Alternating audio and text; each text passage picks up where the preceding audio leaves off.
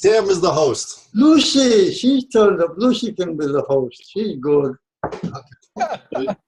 Lucy is muted. No, she's not. I just unmuted myself. Hi, everyone. Welcome, Hi. welcome. Hello. Lucy, your thread's been spectacular. Yeah, it's I'm been sorry, quite a day.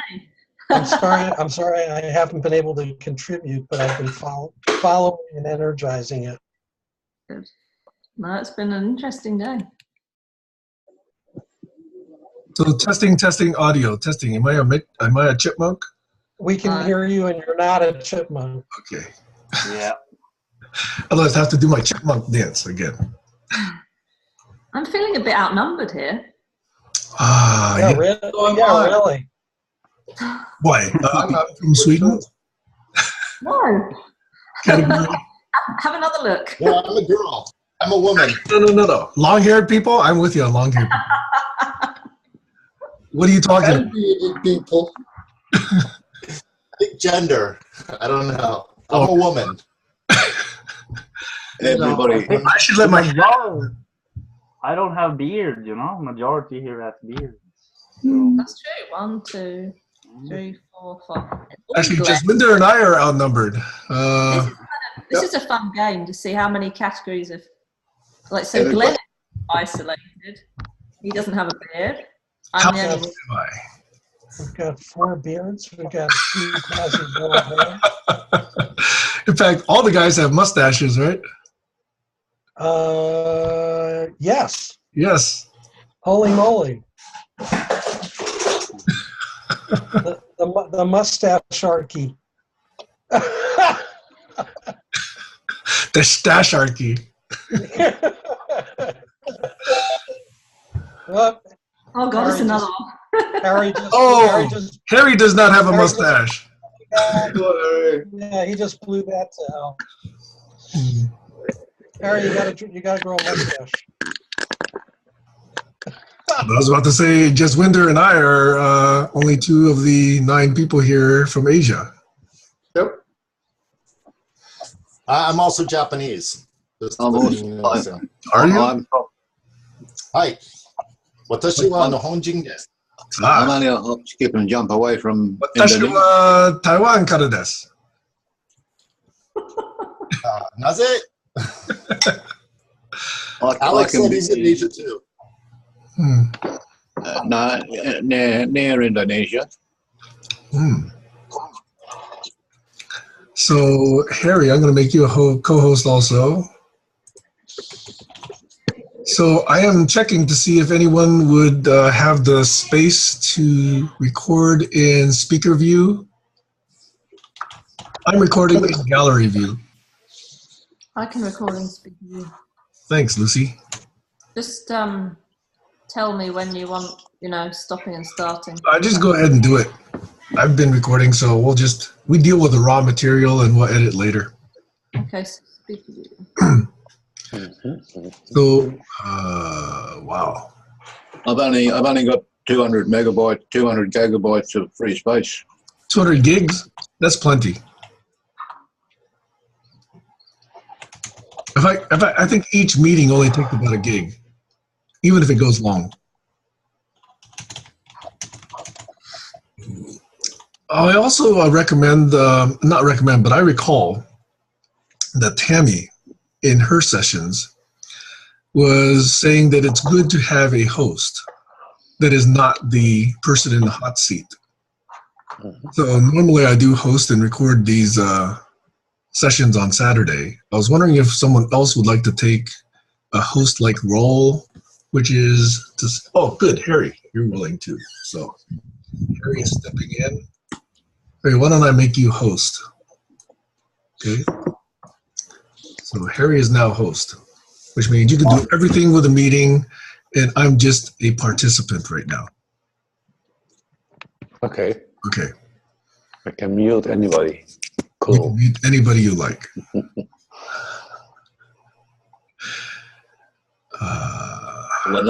When I'm eating my potato chips, I mute myself. Usually, I remember. Okay.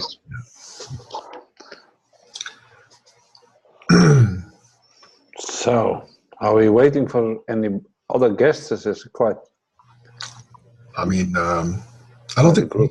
I'm astonished and honored that we have all of you here today. I am. Well, we have a very special guest tonight. The one and only Sam Hahn. I thought she was, I thought this was her show. The Sam Hahn Show. Okay, so I guess shall we do some check-ins first before we launch into the session? Yeah, I would like that. I would like to see where everybody is. Who wants to, can I propose that you start for the change, Doug? Oh my God. Sure. So I'm just back from a 12-hour drive from Michigan, and am now pleased to report I'm in a flea-free zone. We ran into a flea situation for the last week, and they ate my 2 dogs and me alive because I have O-negative blood. And in case anybody isn't aware, if you have O-negative blood, you're sort of like the target of every vampire species of insect known to man. They just really like us. So I'm glad to be back, and glad to be back here. And I've been waiting a really long time for this story. So it's good to good to finally see Sam have his day parentheses S close parentheses in the chair. And with that, I'm more than complete, although still itching like crazy. Okay. Maybe I'm next.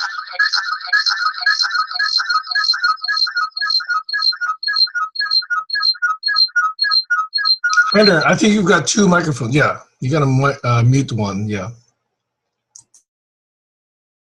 Well, we have to mute the other. You muted both. Maybe try unmuting one. Yeah.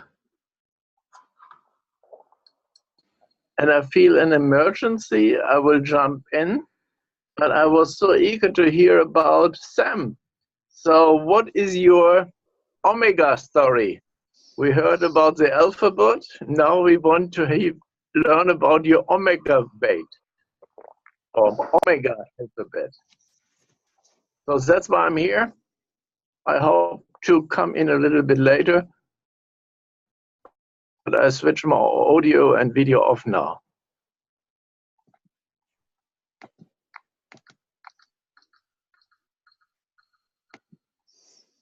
Who's next?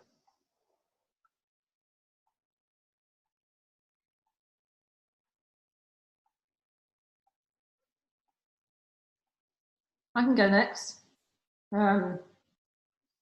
This is kind of strange to get used to a different view. Can't see all of you at the same time. Yeah, Thursday I shared with everyone that I'd been having a bit of writer's block, and the last 2 days that totally vanished. So I've just been like, which is really great.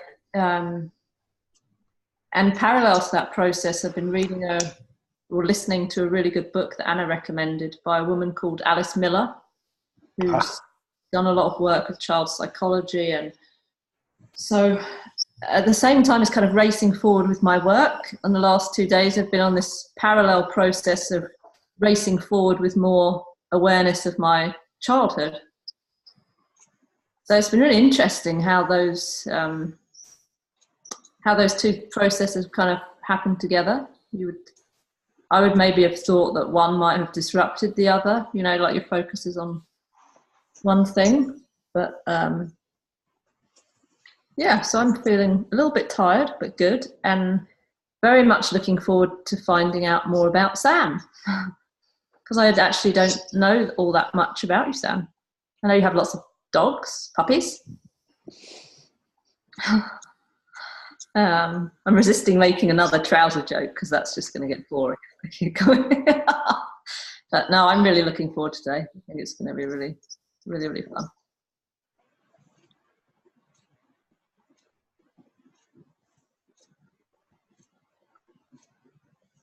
Thank you. Alex, would you check in? Yes, I'm having a great time thinking about the possibilities of discovering Sam's unique journey and experience in the IT world. And I was thinking about the process that we have going on with live video as opposed to email communication or just digital electronic communications, where we can see people's emotions and experience their communication in a different light. It puts a whole new concept on the authenticity of a person relaying information. So the psychiatrists and psychologists out there will be loving this. This is worth gold to them. Over and out.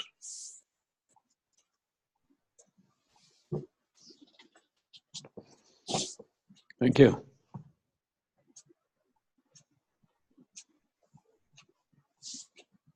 Mine is going to be very quick. I have nothing to say. Thank you. I'll just do a short, quick little check-in as well. So, is my microphone coming through, or yeah? Let's hope it's none of those strange noises. Sometimes that happens. Yeah, I'm just really looking forward to this. Thought it was great going in the deep dive with Tammy's work, and just I think this is a wonderful format to go really into the work of one person. And I've heard some about Sam's work already. It's got things all over the place. So I'm just looking forward to getting into it, really. So, and have a few days more. I'm here in Scotland now, but just a quiet evening today. So yeah, glad to be with you all. Thank you. Joshua, would you like to check in? Sure. I'm happy to see everyone here. Good to see you, Sam. And just excited. I was coming to work on WordPress just now, and then I realized there was a meeting, so I'm excited. And yeah, just happy to be here. Nice. So welcome, Gabriel. Would you like to check in because everybody's present here?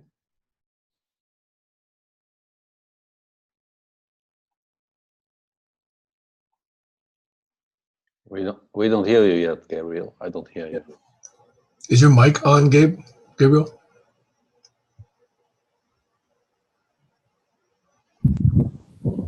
Yeah. Checking. Yes.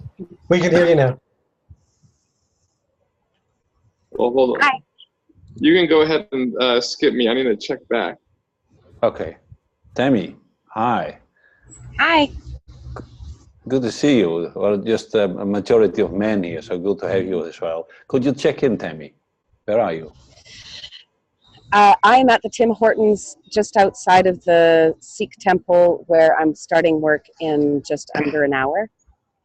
And I was talking to Sam before on the phone and realized that I was on the wrong bus. So I'm really grateful to have ended up in the right place at the right time. And yeah, I'm glad I'm not in the hot seat. Sorry, Sam. And Okay. Gabriel, you're back now? Can you hear us? No, not yet. You seem alive. Well, that's something. Yeah, now here you are. Can you hear me now? Yes. Now it's so hard to hear you guys. Well, I think there's a way to do it with headphones. But hello, everyone. Good to be here, and I'm looking forward to understanding what this is about, as this is my first time. And yeah, I don't know how much time I'll be here, but I'll stay here as long as I feel guided to, and it's just exciting. Again, I think I imparted a little bit yesterday, but just to see this group goes on. I'm sure there's other groups around the world that kind of do this, but I think we all know this isn't what the majority really chooses to really bring into their own lives, and it's just such a beautiful thing to see how technology can really bring us together like this, and in such an intimate way. And so I'm glad to be here. Thank you. Thank you. Okay, I'll be last one to check in, as we are. After that, we will give the stage to Sam. How should I say? I'm taken by the growing intensity and all the engagement between people, not only here in the video calls, but also on the chat. And so people are starting to trust each other in a deep way and sharing parts of their, and it's like there's a field of healing coming alive between us that is extremely beneficial and also very intense. For myself, I must say, I'm kind of totally exhausted today. I think I'm just processing everything that happens around and in me, and I've been sleeping an hour before this meeting, but I set the alarm because I wouldn't miss Sam's story for anything. So without further ado, I'll give the floor to you, Sam, and I'm look forward to what you have to share about yourself. Thank you.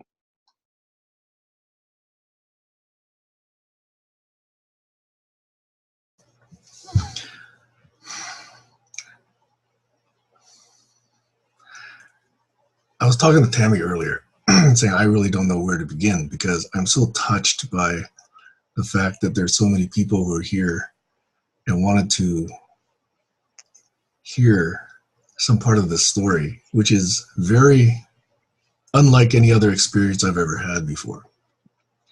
Part of me feels like it's self-indulgent to tell this story, and I'll try and keep that from affecting the way I tell it.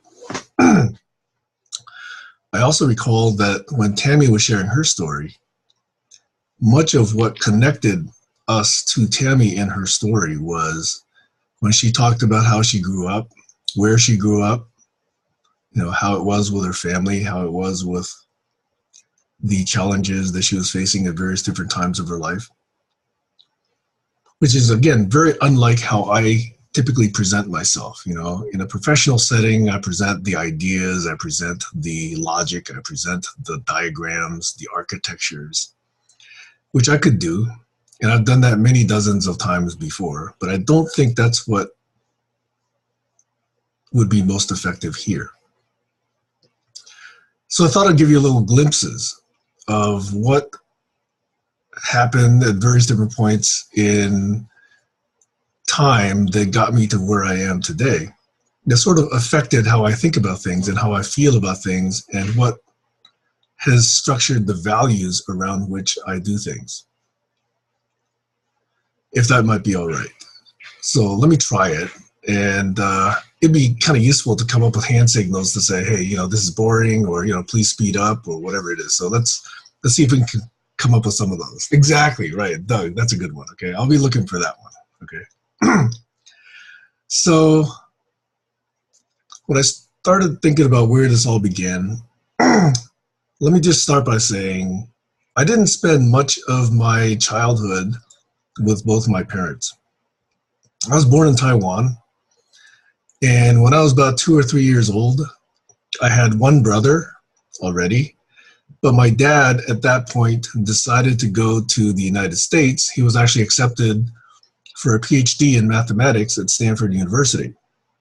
So at a very early age, I actually didn't have much interaction with my dad. And my mom was still going through medical school and having various different jobs. So I was mostly raised by my grandparents. And the reason I mention that is because my grandfather was a doctor. He was a somewhat successful doctor. He had his own hospital. And even though he was a doctor, in Asian cultures, doctors, professionals are somewhat influential, you know, almost the number one aspiration that Asian parents can have is that their kids grow up to be doctors. So my grandfather was a doctor, and he built his own hospital in Tainan. And this is way back in the 40s.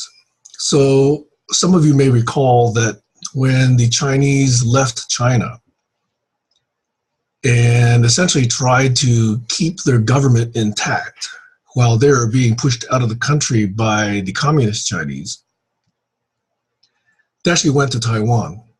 So Chiang Kai-shek and a bunch of his government and the army and much of the Chinese valuables in all the Chinese museums, and by the way, all the good Chinese chefs, okay, were all brought to Taiwan. And in order to make way for that population to settle into a semi-permanent situation, it's a long story, but there was an incident that created a riot on February 28th of 1947 or 9 or one of those years where, and this is typically not taught in most Western history books, about 10 to 20,000 Taiwanese leaders, political leaders, doctors, teachers were essentially wiped out by the ruling elite in China. The reason I mention this is because almost no city was untouched. The city where my grandfather had a hospital turned out to have had one person killed in those riots, because my grandfather tried to intercede,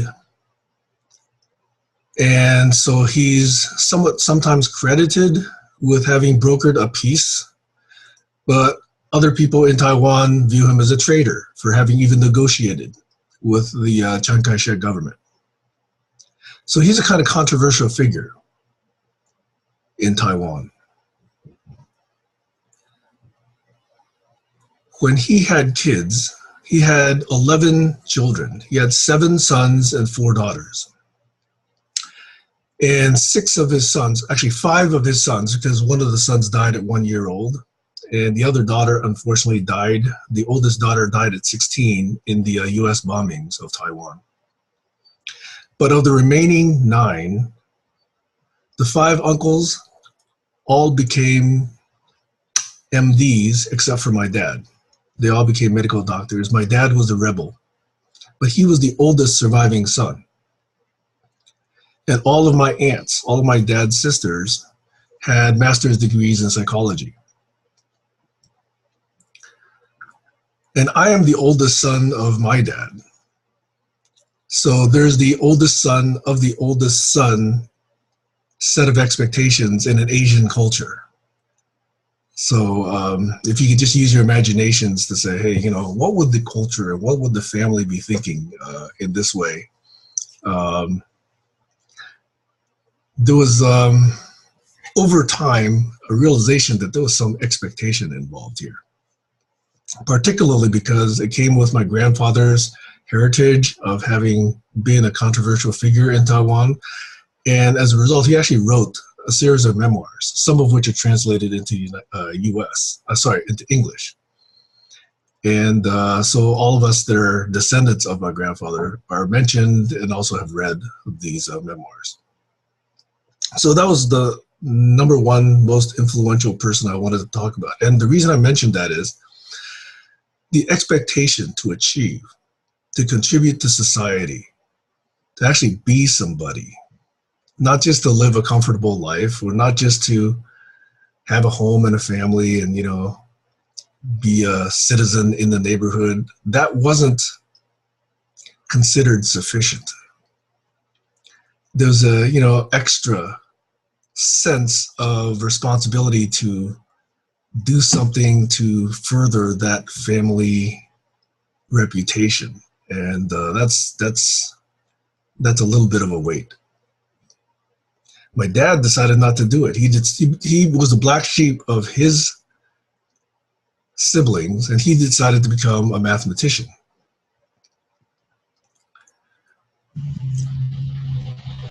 By the way, stop me at any time if this is getting long or getting off topic here, okay?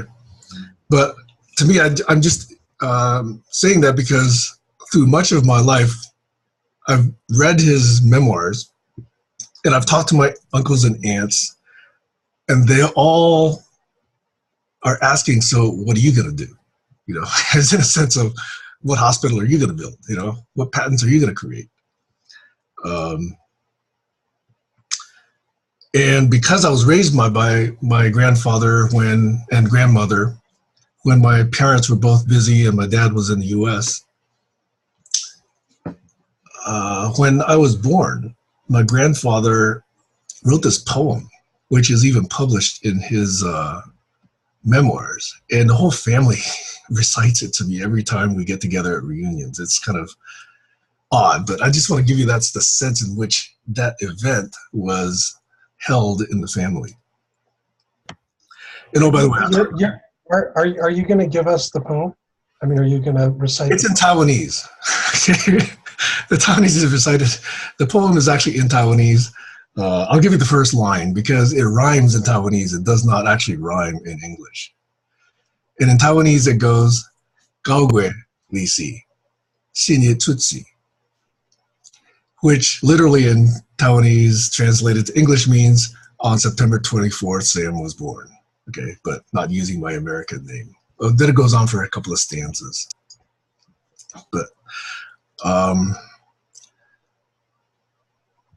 he took me to various different civic functions. So there's a lot of pictures about my grandfather where he's with other city council people or other doctors at professional meetings or at golf courses. And there's a bunch of old men. And then there's this little kid about 3 or 4 years old, and that's me. Okay, so there's a bunch of those pictures in the family photo albums. So I just say that because there's a bunch of expectation about what one does for society and what one is supposed to achieve, and how one is supposed to be notable if one is going to carry forth the name of this family. Okay, so that was idea number one that I wanted to put forth. So the next thing I wanted to talk about is that I was sharing with Tammy earlier today that part of trying to give you a sense of this is that I believe, and I'm hoping that it resonates, and if it doesn't, we'll try something else. But the reason I believe I want to do it this way is because of this saying that goes like, before I care what you know about, I want to know what you care about. So if I give you a sense of what's important to me and why I'm doing certain things, hopefully the later part of the story makes sense. So I talked a lot about my grandfather, but my dad, the black sheep, the mathematician, was a very different guy. He was never civically or socially involved in almost anything. My dad could be summarized in one word, and I think that's asceticism. He's a minimalist. He was green before green was even a thing. He's worn one pair of shoes for I don't know how many decades. He's worn one pair of pants for I don't know how many decades. He's got one hat, you know, for I don't know how many decades, okay? He's got one ping pong table that's lasted him 3 or 4 decades. He is definitely a minimalist. And I think he got there because he was such a pure mathematician. He was looking at the world and thinking what happens, and he looks at the world in very mathematical terms. And if you're a mathematician and you're thinking about what happens with the world and you look systemically and you look at the boundary conditions, you start to realize, hey, you know, what if we keep growing? What if growth doesn't stop? And you ask it along a number of dimensions, whether it's population or whether it's industrialization or whether it's economy or whether it's, you know,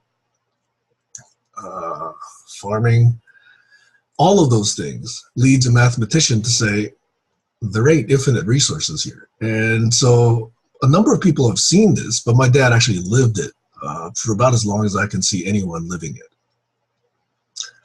He's also a minimalist with words.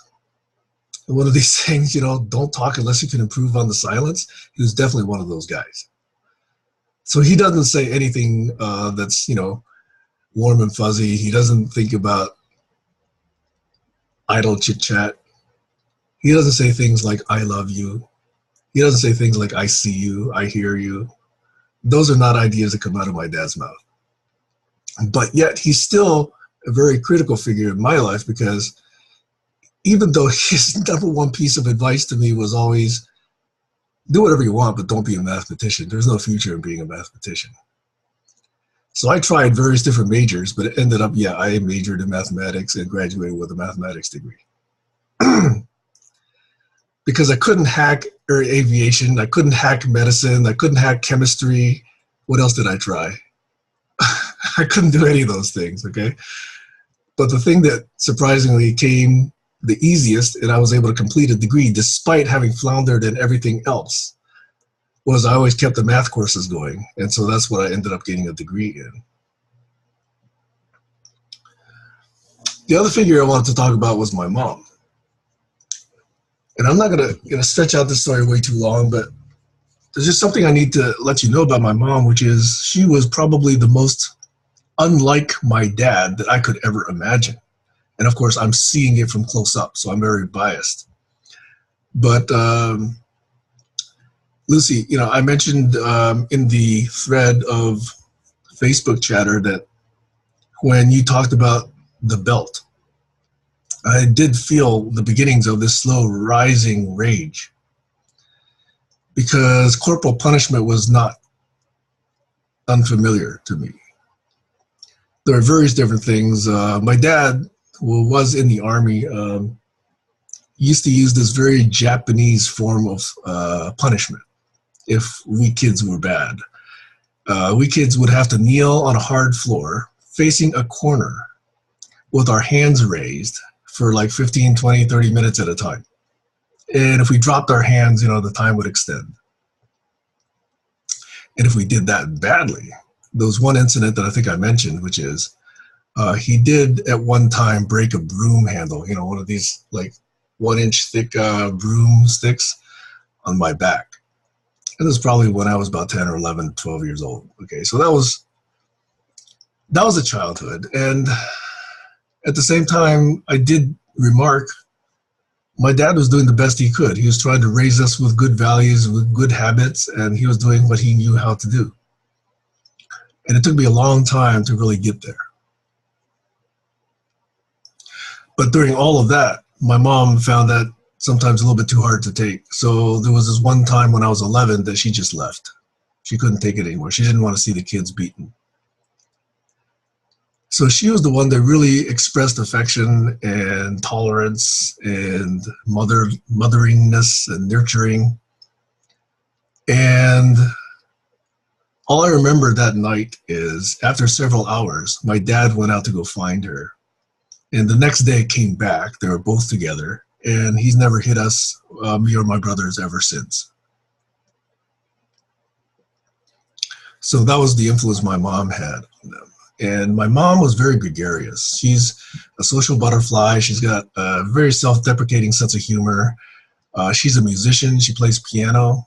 In her high school days, she actually won a national Taiwan piano competition and was broadcast on Taiwanese radio, playing various pieces. And some of my best memories of my mom are her playing Chopin pieces, Beethoven pieces. All the mazurkas, all the polonaises, all the etudes, all the nocturnes. Those are just things that I still listen to a lot at night. And she was the glue that held the family together because of all the, despite all the strife and all the punishment and all the badness that I and my brothers were doing, she was the one that kept the family together. We lived in a hospital in Taiwan, my dad had created this hospital. So the first 3 floors, well, the first 2 floors were the hospital. The 3rd floor was where the staff lived. And then the 4th and 5th floors were where the family lived. And by family, I mean my grandfather and all of his 9 surviving kids and all of their kids, okay? As well as I think we had at least a monkey or 2 and at least 2 dogs, a bunch of fish, and I don't know what else. But and then on top of that, we had a farm outside the city of Tainan that I remember visiting for a few times. And so I remember like around 4 or 5 or 6 years old. Actually, no, we left the island when I was about 5. No, so it must have been before I was 5.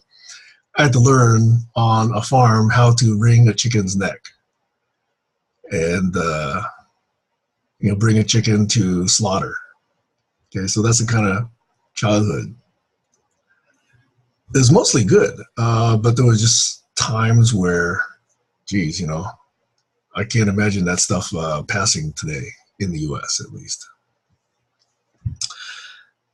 So I am partly my mom and I'm partly my dad. Because on my dad's side, I can really see that I really valued the way he was so structured and so pure and so systemic and so precise with his mathematical thinking. And yet, and I'll make a forward allusion here, Doug Engelbart's vision is both to co-evolve the human systems as well as the dual systems. And my dad, even though I love him a lot, he didn't represent a lot of experience and knowledge around human system side of evolution. Doug, I think he would look askance at some of the things you say and not really understand, even 2% of what you say. But my mom is that. She makes friends very easily. She has a good sense of humor. People like being around her. Even after she retired, she became a docent at a museum in Hawaii. She took Korean language classes, even in her 70s and 80s. She did flower arranging classes in her 70s and 80s. She was taking dancing classes. The reason she was taking Korean language classes is she loved watching Korean soap operas. Those are the kind of things that my mom does and likes to do. So I draw on my mom's personality and the way she lived when I'm trying to represent Doug's human system side of the story, which in Silicon Valley doesn't get much airtime. It's really hard to tell that story in Silicon Valley. It's so type A, it's so technology focused, it's so profit motivated, it's so, startup entrepreneur, according to Doug's language, it's the industrial frame. And again, I'm making forward allusions here, but that's why I don't live in Silicon Valley anymore. I really wanted to find a different place where people were different. So living in a hospital was kind of cool. I had lots of uncles and aunts to take care of me. I had lots of cousins to play with. So when we came to the United States, it was a completely different world. So here begins the story of how, the poor me, the poor Sam starts, okay? All my friends went away. All the monkeys and dogs went away. All my uncles and aunts went away. And we ended up living in graduate student housing. And I am ashamed to tell this story, but it actually affects how I relate with my dad, which is the first thing I went to my mom and asked her to translate into English was the sentence, how do you say, Gobo Aili? And that in Taiwanese translates to, in English, I hate you. So I went directly to my dad, whom I never recognized, and said exactly those words. So that was the beginning of my relationship with my dad. How old were you then? I was almost 6. I was about 5 3/4. So that was kind of a rocky beginning. You know, imagine being a young dad, trying to get his PhD, bringing his family over, and then the first thing the oldest son says is that, you know, so I'm not proud of that moment, but that's what I did. Sam, how did he respond? How did he react? He just walked away, and we probably didn't speak for decades.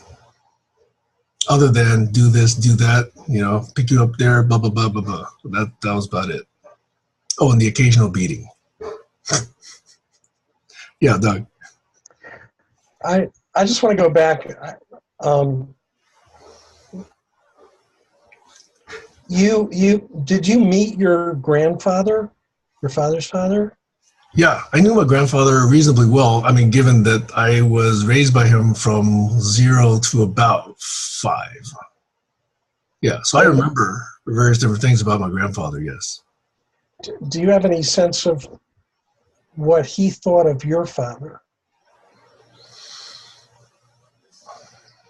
He actually encouraged and approved him going to the United States to get his PhD. I don't think he ever looked badly about him being a mathematician. I think that shame probably lives more with my dad than with my grandfather. If there is any. I'm probably projecting here also, okay? We're not. Yeah. No, but I was just curious about that. And there's just there's a twist I'm trying to get clear on. So your grandfather was Taiwanese when Chiang Kai-shek and the hordes of Chinese wealth descended. Yes.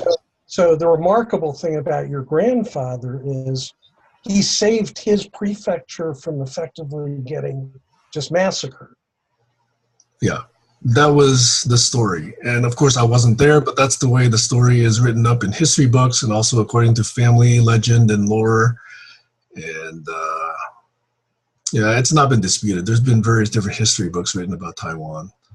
So he,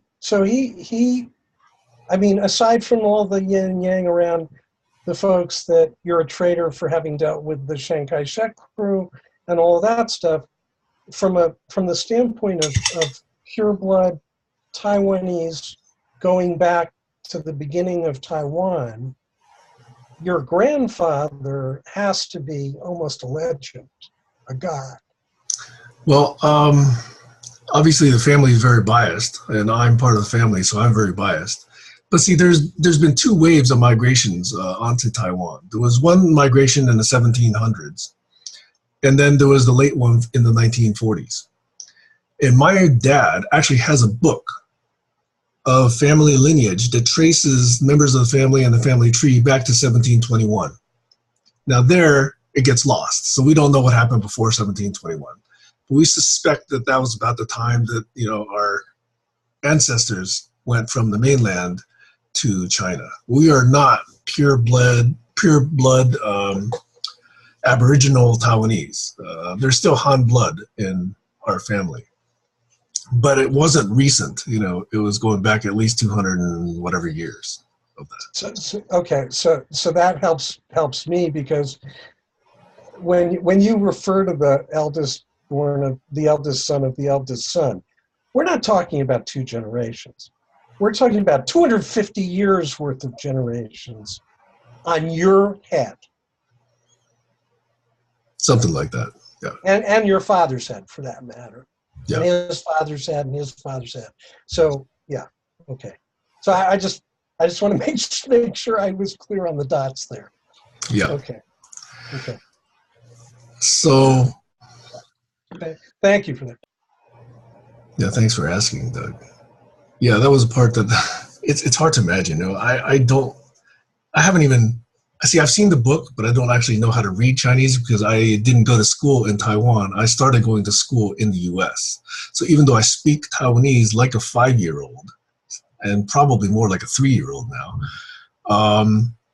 and I can claim English is my second language, it's still the language that I'm most proficient in, you know. So I only pull that one out when I need to. So, you know, I mean, first grade was actually a pretty fun year. I remember that My first grade teacher brought avocados to school and tried to introduce avocados to kids. And there were only 2 of us that enjoyed avocados, you know. Every other kid didn't like avocados, so the 2 of us had all the avocados that the teacher brought. So that was one memory I remember from first grade. Another memory was a bunch of girls pulled me into a girls' bathroom one time. And I didn't understand that. So I and a friend of mine pulled a girl into a boys' bathroom, and yet we got into a lot of trouble. We got told off, our parents were called, you know, I didn't understand that. It was different. Nobody got in trouble when I got pulled into a girls' bathroom. But it was also the only year when I was 6 years old that I got 3 marriage proposals from 3 of the girls in first grade. Okay. That's never happened since. So that was a good year in some respects. My dad ended up getting his PhD 1 year after we moved over here, and that's really why the timing for why he brought us over. He was waiting till he finally got that, you know, light at the end of the tunnel. Then we got brought over, and then he got his first job at Johns Hopkins University teaching. So we had to move all the way to Baltimore, Maryland, 1 year after having arrived to the United States. And so it was like 2 jarring moves in the course of 2 years. And just to complete that story, I've probably moved, I don't know, 1, 2, 3, 4, 5 times before I was graduating high school. So each was pretty jarring. And so I have never grown up with friends that I've known ever since childhood. I have about 1 or 2 friends I know from high school. And then all my friends that I really interact with now are all after that stage of my my life. So I actually don't have very many people from my early ages, other than cousins, you know. So cousins I do know. So I kind of are very envious of people that have friends that go all the way back to when they're 2 or 3 years old. I look at my kids, for example. You know, there's some friends of theirs they've known since they were 2, 3, 4 years old, and I've really wanted them to keep those relationships going because I know I never had that.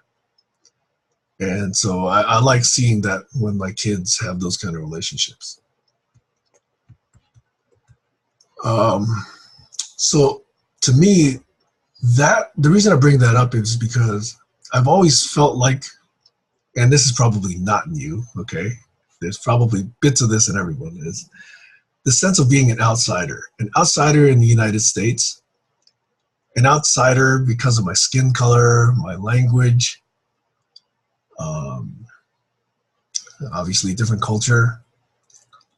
And surprisingly, I never felt that until I got to Albuquerque. You know, my dad was at Johns Hopkins for 2 years, and then he got a tenure track position at University of New Mexico in the math department there. So he moved there. Now, surprisingly, either I was too young or I didn't experience any racism or any bullying in Baltimore. In fact, I remember another girl who I remember fondly in 2nd or 3rd grade. She invited me over for a play date. I had no idea what this meant. So I went over, and she just wanted to push a stroller around the neighborhood with a doll in it. So I didn't know any better. I didn't know about male-female roles. I didn't know about gender stereotypes. I didn't know about any of that. All I knew was Colleen Sheridan was pretty, and she wanted me to push a stroller around the neighborhood with her. So I did. And even though next day, all the other kids made fun of me for saying, "Oh, you pushed a stroller around the neighborhood," I said pretty much to myself, I didn't care. Colleen Sheridan asked me for a play date, and I'm the guy, okay? So it wasn't until later that I had to figure, oh, well, you know, maybe boys are not supposed to play with dolls. Is that the message here? You know, I didn't get that.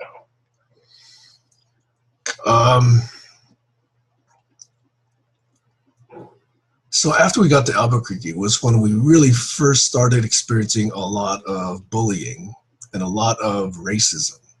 See, early in those days, and probably before your parents were born for some of you, In the 60s, there were very few Asians in Albuquerque.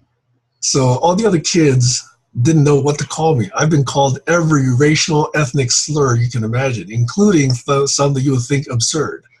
But that's because they didn't know what to call me. You know, they'd never seen any Asians in Albuquerque until our family showed up, it seemed like. Okay? So there was fighting, there was bullying, there was lunches being taken, there was lunch money being taken, there was, spit being spat on me from the tops of trees when I was walking home. All that kind of stuff took place in Albuquerque. And despite that, I still think it's actually a great place to grow up. Okay, had a great music program. It's got really clean air. It's got pretty good weather usually if you can stand the heat. And yeah, it's a pretty simple town. Not real pretentious, and it's got great accessibility to the Sandia Mountains, which are great places to go hiking. So I did that with my friends a lot. So why bring that up? The point there is I really felt strongest that sense of being an outsider in Albuquerque. That sense of not just being different, but being loathed for being different. That was really strong and stark. That people could feel that strongly about somebody that they didn't really know very well, just purely based on one or two very superficial characteristics. That was odd.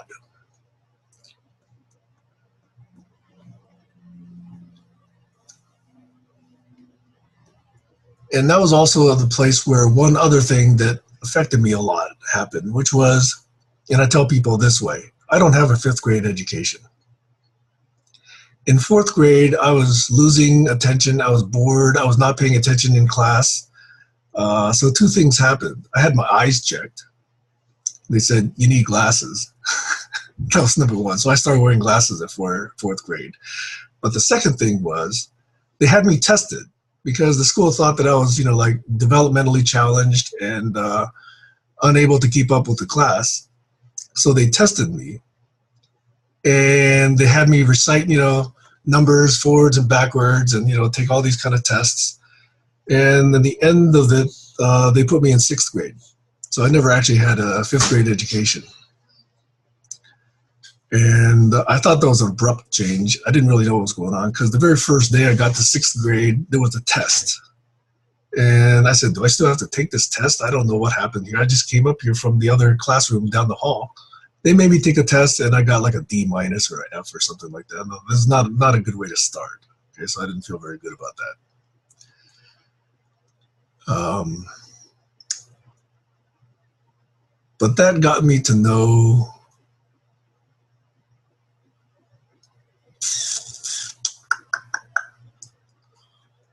one of my neighbors was a little girl named Rita Snyder, and she and I, my brother and her sister, we all ended up taking violin lessons, cello lessons, viola lessons from the same set of teachers. So we ended up doing a lot of carpools together.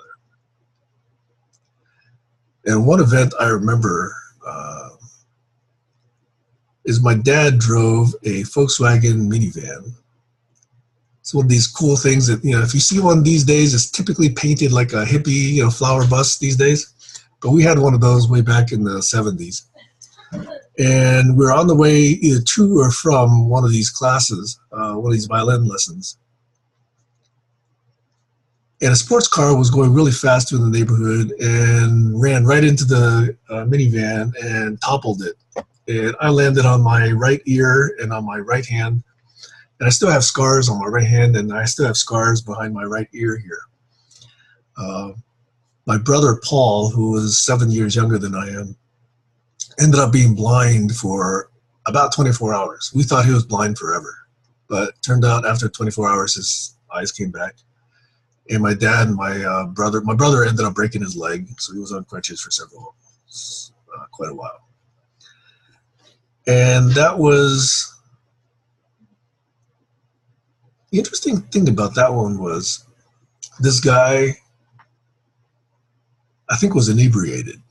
So we got familiar with what happens when people take drugs or take substances and end up acting rashly or irresponsibly and end up having, impacts on other people.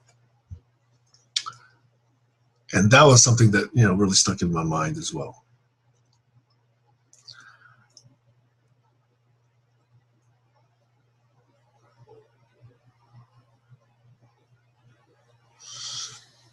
The other thing that was really significant about that is throughout all of this differencing, throughout all this feeling like I didn't belong, there were two guys, a fellow named Mark and a fellow named Tony,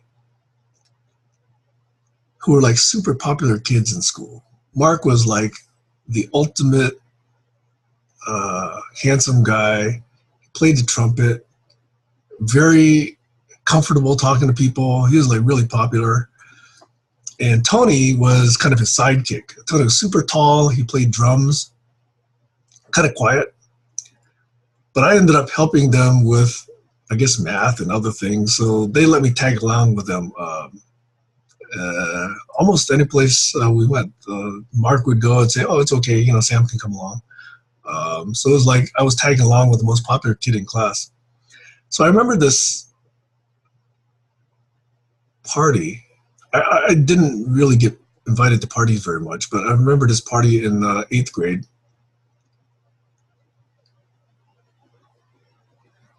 where there was this thing that I had never experienced before. I guess it's called slow dancing these days. But I never had a slow dance before. So that was fun. Oh, I owe that all to Mark and Tony, actually.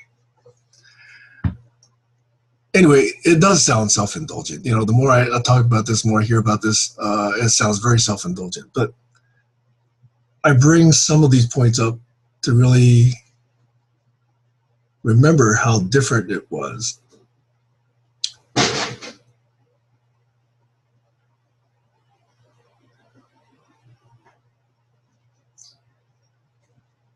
And how some small acts of acceptance I remember for a lifetime. I still remember Tony and Mark.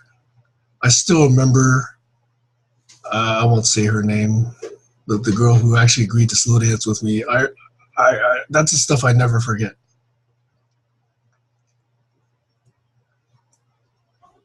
And that feeling of being accepted and being included, which I think is echoed here when I come to these conversations, is so special to me that I wanted to give you that sense of where that kind of appeared and how I still think about it.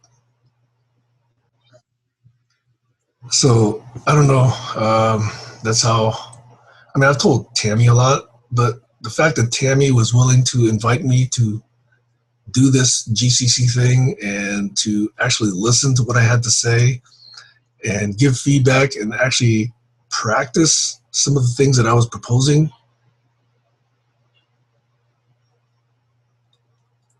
is a receptivity, a generosity of attention, an acceptance that I have rarely experienced. In professional circles, you do that, but it's a work thing. There's not a lot of personal stuff there, and it's by direction. You're getting paid for it. It's not as special. But when it's something that you care about so much as, how are we going to live a couple decades from now or a couple generations from now? And what are the new ideas that seem so crazy that nobody else wants to listen to them? That it takes that generosity to really, hit home, to really get somebody to really say, wow, this person really is listening to me and is really trying to practice what it is that I'm trying to say. So I marvel at how Tammy exemplifies that. I marvel at how people here understand that, and about how people here are so generous. I'm just,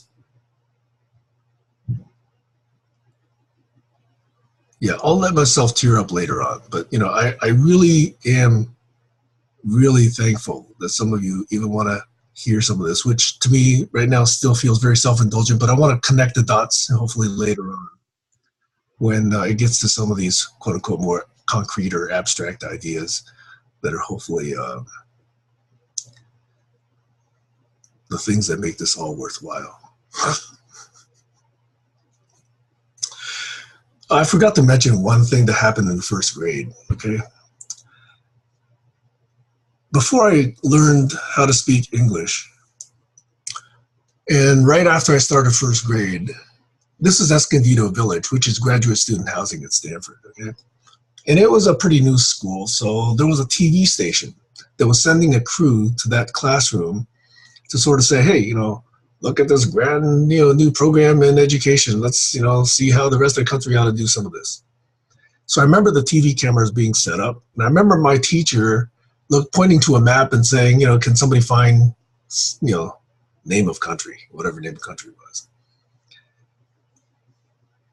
And it sounds so stupid and so idiotic these days, but I raised my hand. I didn't know what the question was. I didn't know what country she was talking about. All I knew was I wanted to be on TV or whatever it was. And so I raised my hand and I looked stupid because I couldn't point to the right country. And I remember then a deep sense of shame and embarrassment, and having brought that shame to this 250-year-old lineage of a family where the expectations were high. And I basically showed them that all 250 years of that produced a pretty stupid kid that didn't look good on TV. That must be on the record somewhere still, Sam. I've never gone back to go look for it. So yeah, what that's taught me, and I'm still struggling with, and I'm still struggling today, is I usually try not to speak unless I'm pretty damn sure what it is I'm saying. And that means I don't speak very much often.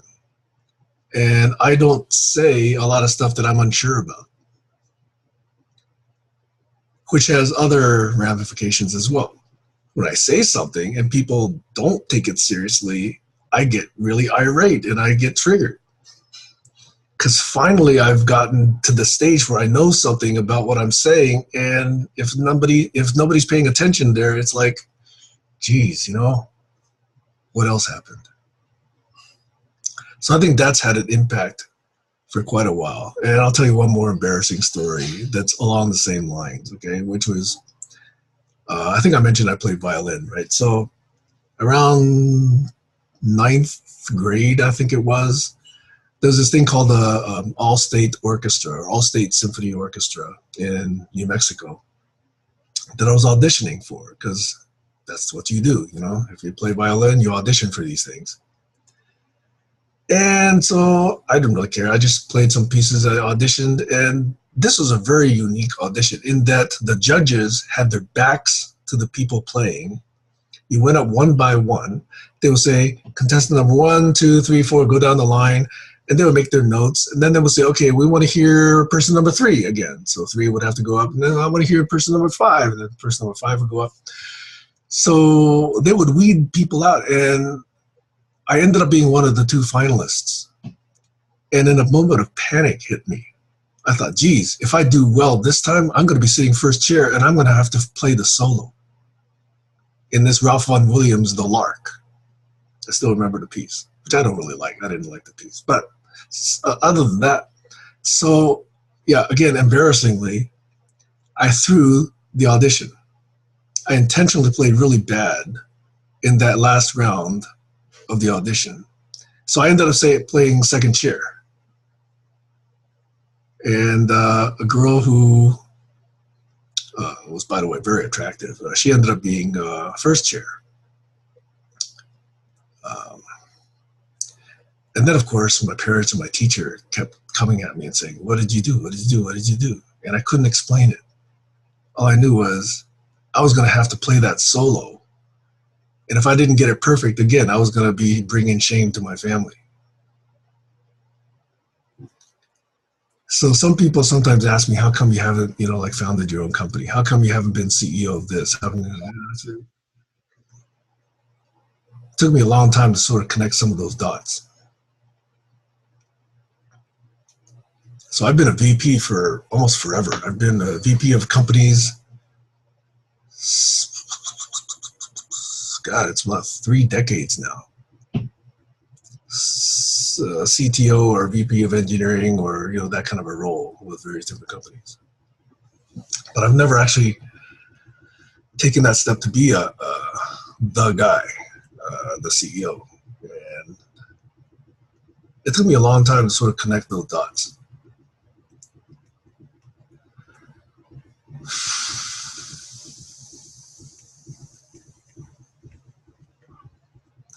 Okay, since we're talking about embarrassing stories, when I was 12. Hey, Sam? Yeah. Sam, I just got to interrupt just because I'm actually very, how should I say this? I'm very pleased with this part of yourself that you haven't really been able to share before. And I find a lot of courage and the authenticity that you're putting out right now. And there are specifics in your story that you're sharing that I sense for myself, perhaps I could look at in my own life, these similar events, and perhaps some of the people here. But I'm just getting the kind of feeling within me right now. If perhaps I should leave because I'm not going to go into like my schedule or whatnot, but there are certain things I need to share, and I'm not saying that I have to take up everyone's time here, because I respect everyone's time who's watching this right now. I just want to kind of clarify if this, I think today's Saturday, this Saturday group is for, I get that it isn't necessarily, this is a very unique thing that you're doing right now. And I'm very appreciative of you coming into this point. I don't think a lot of people really reflect on the way you're reflecting right now. And but I just want to clarify for myself if perhaps another day I should come back a different day. Just there's this tension, and part of this is an attachment, but I just know that I should really put my energy, and I want to come back to this group. I really love the ideas, but I'm just going to say briefly that perhaps there's another area I could channel what I know, because I've come to this state in my life where I've done a lot of studying. I know there's going to be more and a lot of interaction where I can know more, but I'm in this point where I think I have a lot of good things to offer, and I'm not saying they're perfect, but I just want to share that, and perhaps I should come back. But I think this is very awesome that what you're doing. Actually, let me take 5 seconds. I think I'm actually much more comfortable interactive rather than in a monologue. I prefer not being in a monologue so much. So if there's a way to be interactive, I would prefer that. But Harry is actually taking the role of a host today, so I would also defer to Harry and see what Harry would advise. Well, since this emerged and I see a lot of people put their hands up, maybe we could have a break and then you can get some feedback from the group. And that gives me time also to welcome 3 women. It was mainly men for some reason tonight, and now we have the guest Gertrude coming in, and I see a Puput, Dia, and I see Jenny Pandol entering. Welcome all of you. And so maybe we'll just have a little break here and just go around. If people want to say something, they raise their hand and we can go around. And Doug, you were kind of wanting to say something, so over to you. Yeah, I just wanted to frame up, Gabriel, for you, what the it is that's going on currently, just to give you context. So the barn raising sort of sprout of the GCC, which happens every Saturday, originally came from a poll experienced by certain people in the group to come together and and attempt to surface or evolve a shared vision of what's needed from a build, construct, develop, design place in service to us doing us differently and hopefully contributing to the transformation of our planet and aversion of an extinction event. But in doing that, there's also been a completely tacit, non-formal, non-structured agreement Yeah. that the way we go about that needs to be different Yeah. as well. Yeah. And when you talk about defining a different way without resorting to the reflexive tools of industrial approach, Yeah. it's about sensing and feeling our way into that and discovering and emerging it rather than pushing it or imposing it or constructing it. Yeah. Yeah. So as part of an evolution out of that route, we came to this experiment. And basically, the premise is, before we get to what the we does together as a collaborative endeavor, each person should have the floor to share and bring what their stuff is with 100% attention, support, and generative inquiry of the rest of the group to sort of get it out on the table, right? And whether that's 1 Saturday, 2 Saturdays, or 15 Saturdays, or N Saturdays, however long it takes for them to feel they've been gotten, for them to feel they've been completed in doing that, and for the people in attendance and audience to also feel like they've gotten them. Yeah. So it's a reciprocal thing. So we just finished a cycle of, I think, 4 Saturdays with Tammy? And she got to a place of complete for now. And she tendered the floor to Sam as the next person. Okay, so, got it. So, and the premise is that anybody who comes here and is diligently committed to getting 100% of others' offerings, also has their opportunity and seat at the table to take the floor and to share themselves with everybody and vice versa. Got it, yeah. So I just wanted to give you that frame and context. Thank you. And this is Sam's first Saturday. So it's his, and there is no, there's nothing prescriptive in terms of what an individual chooses to bring, show, share, talk about. That's defined. It's completely emergent and up to the individual. Got it. Thank you. Thank you. Thank you. Thank you, Doug. Joshua, you raised your hand as well. So maybe I jump in. You see, I switched the video off because it's much deeper to just listen to the voice of Sam. For me, the pictures are very often a distraction. Yeah, and I remember that to really put yourself into this hot chair needs a lot of focus. You have to try to imagine a story. I said, I think 1.5 years ago, me on the hot chair, I always said from where, why, and where to, but to really say in one story from where, I think we only got 1/3 of the story of Sam already. So I don't want to interrupt any further, but I love to listen to you, Sam.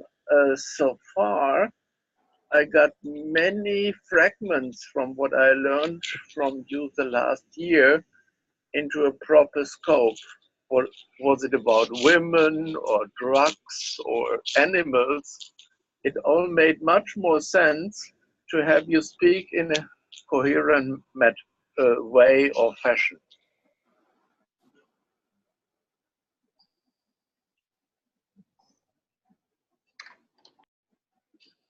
Thank you. Anybody else wants to share something or feedback or questions? This is a good moment. I cannot give feedback. I just want to apologize for being late. I thought I will make it in time. I was really proud. I just came home and thought, okay, now it's it's Sam, and then you're already in for an hour. So I will go back and listen to it, and I'm just there and good. It's on the record. It's golden. It's good to have you, Gertrude. Thank you. Anybody else? Or could we just? I just want to say, that I really enjoyed this and very, very interesting. So, yeah, I think this is going great. Lucy. Yeah, I just wanted to say that this is fantastic, Sam. Please don't feel like there's any problem with the monologue. This is perfect. You can get really absorbed in understanding who you are and where you've come from, and so I'm loving it.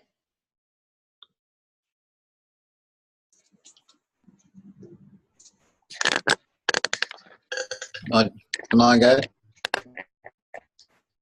I've been thinking about how Sam is relating the components of his story, and I noticed that when I attempt to do things like that, there's always long silences, long breaks where I'm crunching the thought processes and the memories because I haven't got access to that area of me memory, the brain, the memory. Long-term memories are there, but the short-term memories, which make me lose focus, lose track of what the conversation's about, they're the ones that screw me up.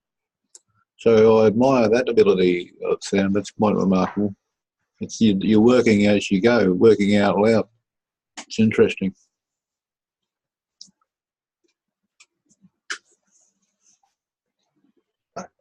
I just wanted to share, Sam, that the amount of resonances that I'm experiencing in your story, and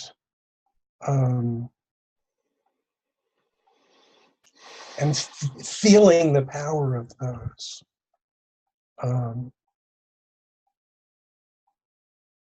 And that on one hand, it's unique. Your story is unique to you, and on the other hand, it's not unique at all. There are so many people for whom your story is their story and my story, and thank you for that.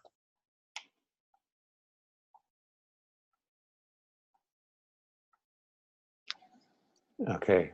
Anybody else, or should we go back to Sam? Oh, Joshua, please.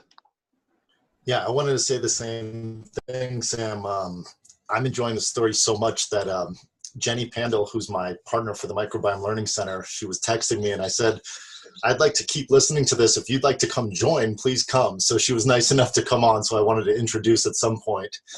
But I'm sure she's working, doing a million things as well. But yeah, so I just wanted to say thank you because I'm very much enjoying it. And like I said, I feel resonance. I actually felt teary-eyed myself, and that doesn't happen very often. So I'm enjoying. So thank you so much for sharing so candidly. And at some point, I would love to introduce Jenny, and maybe not at this juncture because I think she's off her video at the moment. But yeah, please continue. I'm enjoying. Thank you. Yes. Before giving back, Sam, I want to second that. It's fascinating. It's great. A lot of questions and remarks I could make, and I want to hear more of the thing. But I love the way you bring the story. So please continue. Wow. There's a strong part of me that still feels very self-indulgent about this whole story. But I really appreciate that feedback. I think what I'll try and do is, I know that we typically don't want to go too long, but I want to at least bring it enough to today and what I'm doing today, so that at least there's an arc there. And then maybe if there's interest, we can fill in the holes later. So the rest of the story goes like this. As I mentioned, I failed at every other major other than mathematics. So after I got a degree in mathematics, I tried to say, okay, so what can you do with a math degree? Turned out that before I graduated, I had worked for the summer for something in the old industrial frame, part of the government. It was for something called the Naval Undersea Warfare Engineering Station, NUWES, in Keyport, Washington, which is about less than an hour here from here, as the crow flies or as the plane flies, but actually probably about 4 or 5 hours drive because of the way the geography is. But anyway, I worked there the summer after my junior year, and they had me working on automatic test software. They would pull these circuit boards out of equipment, and then we would plug these circuit boards into these big racks of equipment that would send signals into the board and then read signals out of the board. This is called ATS, automatic test software. So I ended up being familiar with some very primitive forms of software. And it turned out that with a math degree, you could think in somewhat structured ways, and software turned out to be a very natural thing. It was kind of like the easy thing to do after getting a math degree. So I ended up working for a company, again, in the old military industrial complex. Was getting a lot of money in the Reagan years. It was a company called TRW. And TRW was involved in 3 big industrial areas. There was automotive, there was credit, and then there was aerospace. And I ended up working in the aerospace group. Well, the cool thing about that is I ended up doing stuff that was really new stuff. It didn't get done before. And at a very young age, I was running projects with budgets that even today I don't run. In my first or second or third gigs, I was running so my first gig was a $300,000 project to produce a special workstation for somebody. It was a geographic mapping system. So it took a lot of overhead imagery data and allowed you to, create maps. That was pretty cool.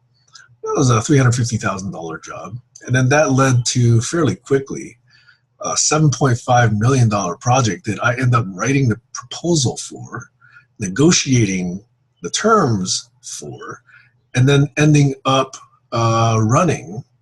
So it was kind of an intrapreneuring experience within this very large company. I ended up running this project that was a $7.5 million project for a couple of years that was putting together a lot of different kinds of information that had previously, to my knowledge, not been put together before.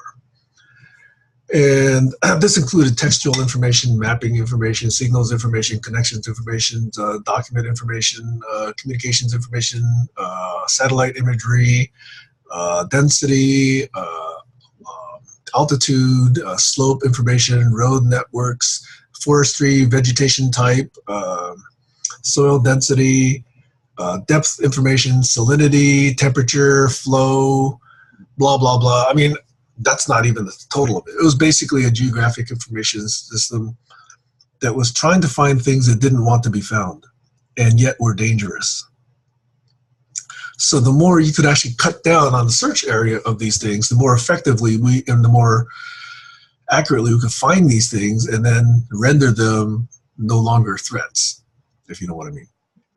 So unlike software these days where I'm working at things that are actually going to be used by thousands or tens of thousands or millions of people, the mentality of that project was, what can you do to increase the capability of a single individual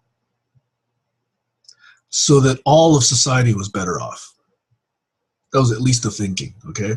It's not necessary to make a system that everybody used, but if you could even increase the capability of one person in one crucial job, that could still provide the intended benefit, whether it was safety or whether it was, some other kind of metric. And that got me to thinking very, very differently about the way you build systems for people and for society. In other words, I now ask, if you can build something for, let's say, a graduate PhD student, so that they could actually look at information, look at knowledge, look at ideas, and make associations and make inferences, and you could let that one person come up with one brand new result in either physics or mathematics or medicine or chemistry or whatever. Even that would be significant for humanity. So there's both ends of the spectrum. And now I'm going to invite Doug Engelbart into this story, okay? Which is, how do you augment human capability so that you could actually solve bigger and bigger problems or more complex problems, okay? Aside from whether or not you want to do so or whatever, but given that you want to solve a problem, how do you do it? You can actually make everybody smarter, or you can make one person smarter. And you can do both. And you can actually make a very big difference. And you can go a number of different ways about this.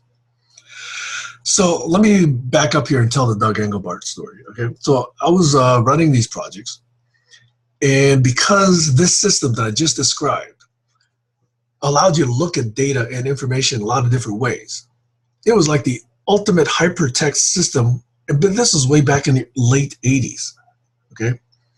So we're clicking on maps, looking at information that was at a particular location. We're looking at documents and extracting location information from those documents. We're taking scientific journal articles and being able to link who are the authors and what are the funding institutions, and therefore plot activities of publication, history, blah, blah, blah. All of which was intended to make the world a safer place, believe it or not. That's what the military-industrial complex believed it was doing. So anyway, I was playing that game for a while. And I'm talking obtusely because a lot of that stuff is classified. And if I get more detailed, somebody's going to view this video and come track me down and put me in jail. So I have to talk very abstractly. But the cool thing was, even back then, I was writing up plans for systems that today resemble Waze. I was writing up plans for systems that today resemble Facebook. And I was presenting them to those R&D funding institutions, both at TRW, ESL, and the government, and everybody was saying, oh, no, nobody would ever use this. Okay, so we're building this thing that allows you to click on one thing and look at a different view, click on something else, look at a different view, and then one of my senior engineers said, hey, this looks like hypertext. And oh, by the way, 10 miles down the road over here is this guy named Douglas Carl Engelbart. He claims he invented hypertext. So I said, oh, let's look into this. Hey, I'm on a call, Gail. The pups really need to Okay. quit that. Okay, give me a few minutes, okay? Okay. Okay. Sorry, the puppies are, I guess, needing to be wrangled. Gail needs some help. Anyway, so the reason I wanted to bring up this story is that Doug was only a few miles away. This is in the Bay Area. And he was giving a 3-day, okay, so let me back up. We actually hired him because he was the inventor of hypertext, and he was just a preeminent researcher in this area. Although very few people actually know of him and know specifics about him, he's almost included on every list of 25 most impactful people in computer science from people who know. But he's not the billionaire like Steve Jobs or billionaire like Bill Gates or whatever, because he worked for a company like SRI. They took all of his rights. This is the guy that invented the mouse, this thing that, we hold in our hands every day. And just to give you the background on the story is, he invented the mouse, he invented hypertext, he invented version control, he invented word processing, he invented outline processing, he invented Windows processing, he invented overlapping windows, he invented multimedia. What else did he invent? He invented a lot of other things, which if I name them, you won't recognize, but these are the things that were successful. out of the stuff that he actually did. And his whole point was, how can we assist humans, groups of people or individuals, solve problems that we couldn't solve before? And after a few decades of doing this, he realized that putting tools in people's hands is insufficient. Without people thinking differently, without people acquiring new skills or thinking differently about themselves as well as the technology was going to be ill-used. It was going to be malused. And all it would do is magnify the problems we've already created for ourselves. So Doug quickly came to this notion that as we develop technology, we have to develop ourselves so that we use this technology effectively, so that we can then modify that technology to give us the new capability that will allow us to then grow, that then grows the technology, that then allows us to grow some more, that allows us to, so this is a co-evolutionary story, which if you leave the human system side alone, and if you don't change the way we think about the way we are and about the way we behave and about the way we learn how to do things, then we've got the world we've got. You know, technology creates, you know, economic systems that work on billionths of a second, and yet most of the population is poor. It can create all kinds of wealth in food, and yet most of the world is hungry. We can create the greatest transportation technologies in the world, and yet, you know, people can't afford gas, or, you know, whatever the insane situation is that we find ourselves in. And yet, in Silicon Valley, this is a very hard conversation to have. In Silicon Valley, they give lip service to the human system side of the story, and all of the attention is put on investment in technology, the latest startup, how much your stock shares are going to be worth, when you can go exit and do the IPO, when you can go, you know, do the next big thing, get the next VCs, you know, a lot of billions of dollars. That's the conversation. It was hard to have other conversations in Silicon Valley. So the conversations that I ended up having with people, even though by all professional respects I'm a technologist, I view myself right now as an amateur sociologist. The question I ask myself is, why do teams fail? Why does collaboration not succeed? Why does collaboration at scale seem so hard to understand? So those questions and a bunch of others I've clumped together into this area I'm calling collaborology. The study of how successful collaboration scales. By scale, I mean to planetary or global impact. And by that, I don't mean how do we structure a military so that we can actually take over the world. This is not a centrally, hierarchically, you know, controlled or prescribed system. These are how autonomous entities, like you, like I, without either of us paying for the other, how do we get together and figure out, oh, this ought to be something we ought to do together? Because everybody's free to choose and vote with your own feet or attention, time and attention. So how do you look at what people care about? What actually, you know, will get them to say, yes, I lived a successful life? What is it that at the end of their life they're going to say, this belongs on my tombstone, if you believe in burial? How does that memory affect and advise what you want to do today? And how do you then align that so that we can do it together? Those are not common questions that technologists will ask.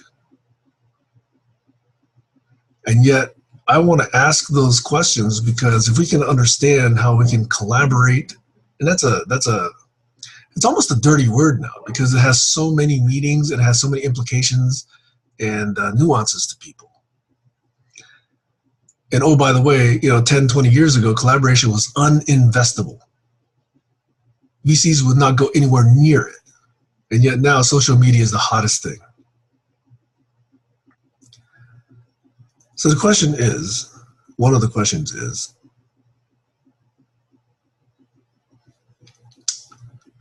well, let me go back. Doug, I was talking about Doug's story. Okay. Doug, unfortunately, did all this work in the early 60s. It culminated in showing the world on December 9th of 1968. All of these technologies that I just listed off a few minutes ago. And you could safely say the computing world was stunned. Because up until then, computing meant Fortran on supercomputers, doing number crunching. Nobody thought of hooking up an oscilloscope to a computer and actually producing legible letters. Doug was the first to show that. Not only was he the first to show that, he could actually point to words, click on words with a pointing device, and have new words, new ideas appear. He could actually hit characters on a keyboard, they used to call them typewriters in those days, and those corrections would be made in real time on a screen. It seems so obvious today, but back in 1968, this is not something people understood. So again, I'll throw in the Alan Kay quote. Silicon Valley still has not run out of things to build just based on Doug Engelbart's vision, or paraphrased to that extent. We're still working off of Doug's vision. The problem I see is it's all siloed. Guy takes a word processor, makes billions of dollars off a word processor. Guy takes a mouse, makes billions of dollars off of a mouse. Takes a multimedia idea, makes billions of dollars off of a multimedia company. But where's the vision of how you put it all together so that we can actually materially increase or magnify what a single individual or a group of individuals can do? Where is that knowledge? Where is that set of practices? Where is that know-how?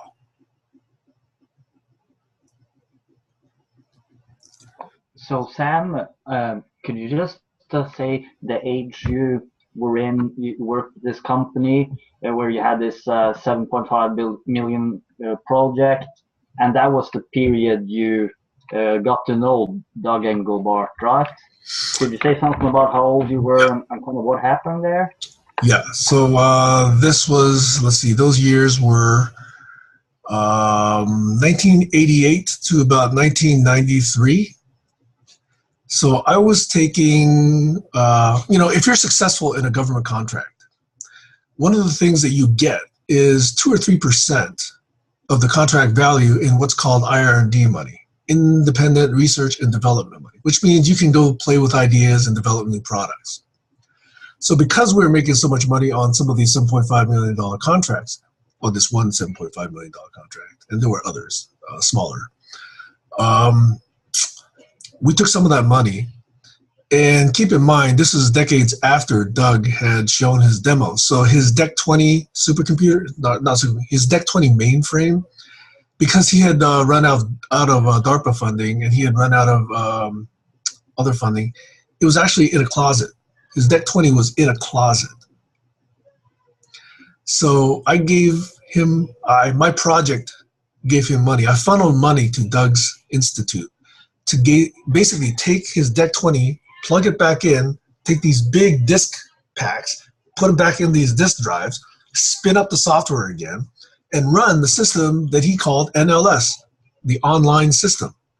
And it was that system that allowed him to do hypertext, to do a chronology, to do outline processing, to do word, manipulation. So I actually learned so I learned how to use a mouse. That's probably about 5 seconds worth of training, okay? But I also learned this device called the coordinate key set. What he discovered was if you put 5 keys, and you could press a key or release a key, okay? You could do that in combinations. The combinations of 5 keys is enough to produce 32 different signals. And that's enough to cover all 26 letters of the alphabet plus a few other characters. So using a corded key set in the left hand and a mouse in the right hand meant that you never had to take your hands off the keyboard to find your mouse. You never had to take your hand off the mouse in order to rejoin the other hand on the keyboard, so you could basically keep your eyes on the screen at all times. And you could always be typing with the left hand, you could always be pointing with the right hand, and you could just fly through computation because you never had to move your hands off the device that they were using. So I learned how to use the corded key set, A, B, C, D, E, all these combinations along with other special characters. And of course the mouse, okay? It took about a day or two to really learn it, but then several days after that to get quick with it. That's the kind of learning that people do not invest in order to learn how to do new things. So when it comes to modern products in software, there's this theme called ease of use. Many of you probably use that as a guiding principle in developing technology. It's good to a point. But Doug's point about this is, which is easier to use, a tricycle or a bicycle? Most people would say it takes longer to learn how to use a bicycle. You could probably learn to use a tricycle in probably much less time. But if you had to go across town, 10, 20 miles, which would you rather use? A tricycle or a bicycle? Now, tricycles typically are slower than bicycles. So if you really want to do this job effectively, you probably want to go across on a bicycle. Take the analogy even further, a motorcycle. It's harder to learn than a bicycle, harder to learn than a tricycle, but much more effective going across town. So his point was, tricycles are good in certain applications. But if you want to learn how to do more, if you want to learn how to do more complex jobs, bigger scale jobs, you got to increase your skill set. How many people right now think, oh, geez, that's going to require me to learn a new app. I'm not going to do it that way. I'm going to just do it the way I know how right now. I run into that so often, even in software engineers, the people you would think least likely to think that way. They still say, I know this tool. I'm just going to keep doing it this way. I find that mentality really puzzling. But Doug thought very clearly about this. Said, if we don't think ourselves, okay, this is the human system side. Okay, if we don't increase our capacity to do and acquire new tools and new skills, we're going to keep doing the same thing over and over and over.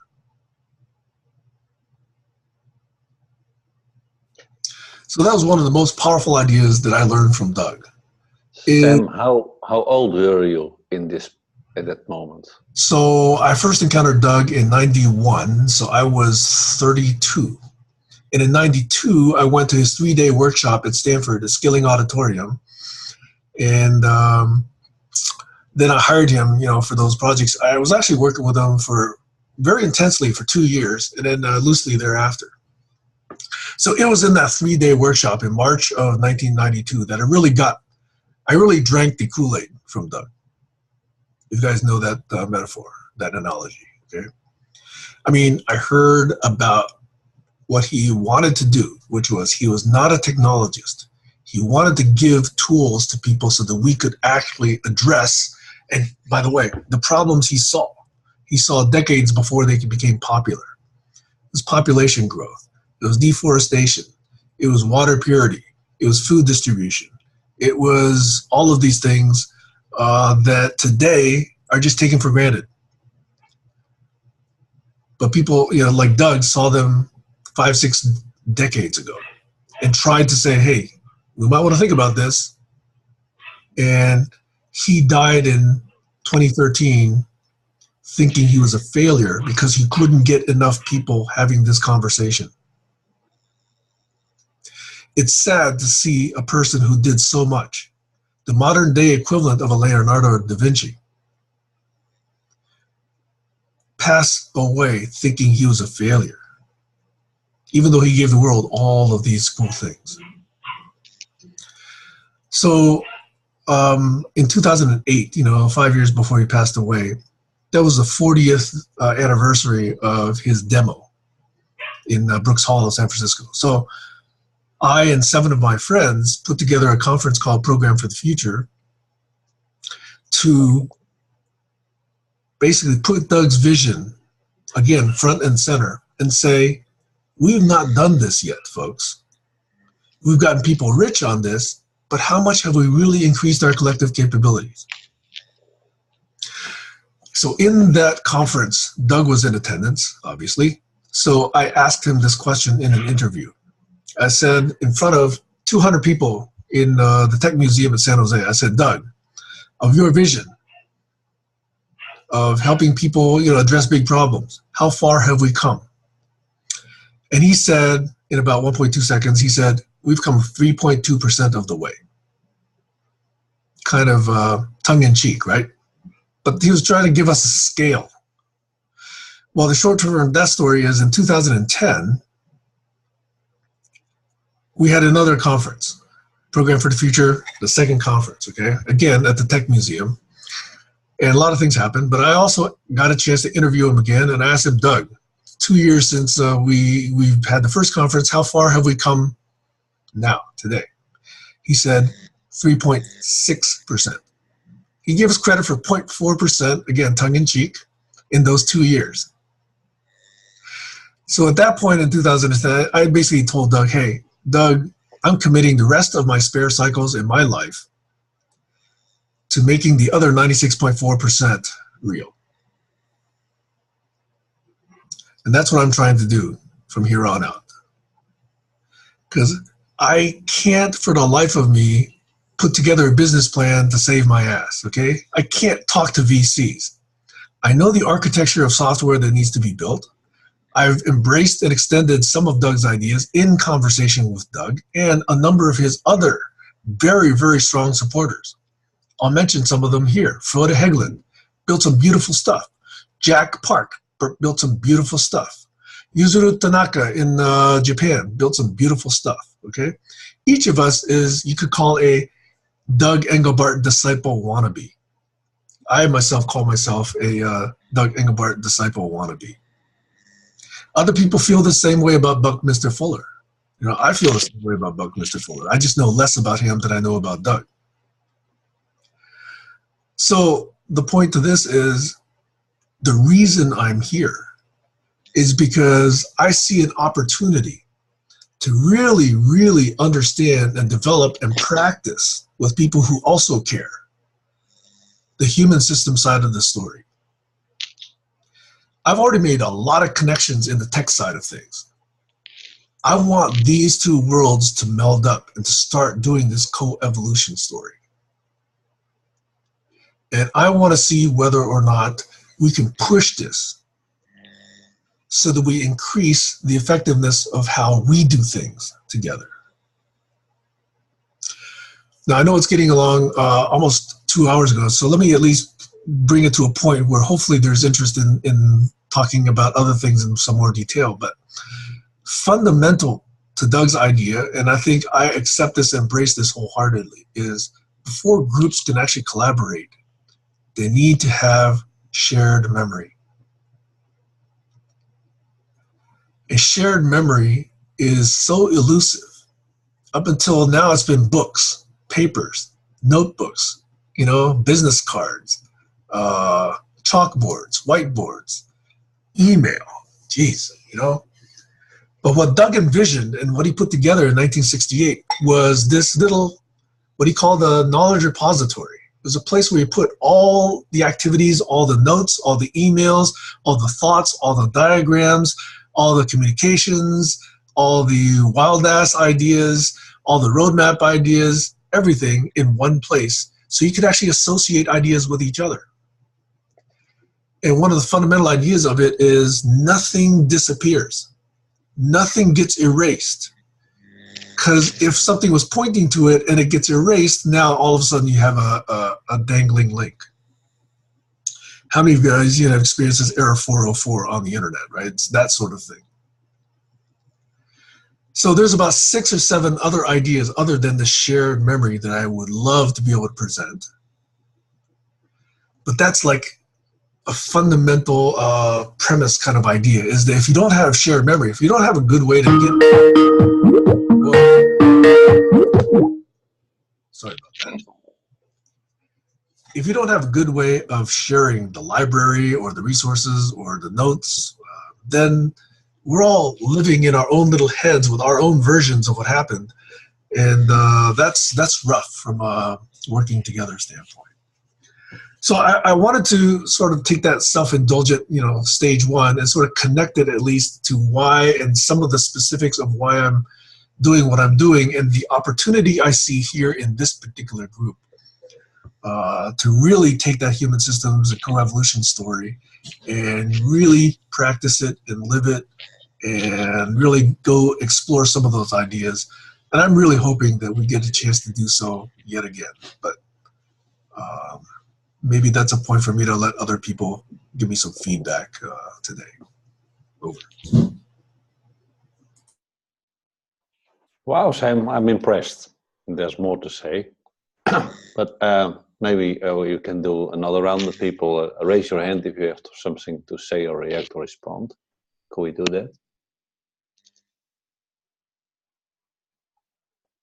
Joshua.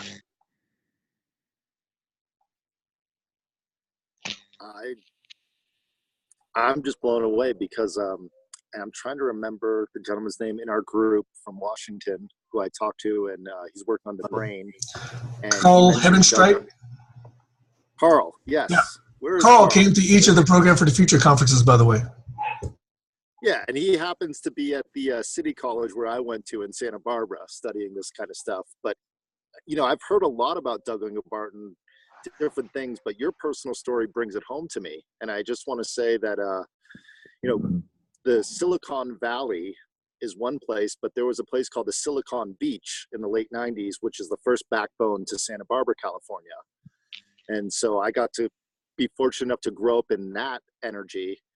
But the idea that he was doing this in 1968 and the idea that these ideas have been around since if you go back all the way to the 1700s with Emanuel Swedenborg and his thinking, it's long overdue. And so I just feel this urgency, that Buckminster Fuller urgency of make the world work for 100% of the people in the shortest time possible at no disadvantage to anyone or to the earth.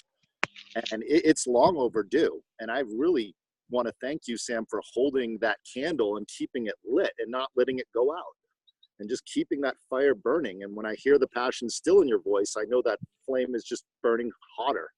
So thank you for that. And I just wanted to share that I'm so happy that I got to hear the story today. Thank you, Sam. Sam, I also got woken up again. My question is, did you meet Ted Nelson? Because he is also an old friend of Doug, and he was also claiming to do hypertext, and he said we always try to avoid HTML because it's dead, it's not living links. And I think we also talk about Paul Otlet on how in the international multilingual culture this idea of living exchange was there long ago. So I'm very happy that Josh brought it up, and so I felt I throw my 5 cents in. So let me quickly answer that. Yes, I actually do know Ted. Ted came also to most, if not all, of the Program for the Future conferences. Ted, if he was not able to attend physically, actually gave remote speaking events at those events, but he's been at various and many Doug Engelbart events. Ted, of course, is the founding light and inspiration behind a system called Xanadu. Xanadu was a hypertext system that was conceived by Ted. Ted is the product of people who have been in the entertainment business. So he thought of media as Hollywood or the entertainment business might. Okay, so Ted put himself into a 3-day, in fact, think of what I'm doing here, okay? Think of it being 3 hours long for 3 straight days. So he did like 9 hours of a monologue. at Spangenberg Auditorium at Gunn High School in Palo Alto way back in the early 90s, I think it was. And I had the pleasure of driving Doug to each of those events to and back. Okay, so Doug and I attended Ted Nelson's events together. So yes, even Ted, by the way, credits Doug with just being foundational in modern world and about hypertext. But Ted is also kind of, shall I say, wispy-eyed, that, the world did not go his direction, that he has some ideas about how the world and computation ought to work. And he feels, talk about somebody who needs to be heard. He feels that nobody has heard him. He would probably bask in an environment like this. But yeah, he's a brilliant guy. In fact, he's got a book called Possiplex. I've actually got it on my, let me just bring it for you.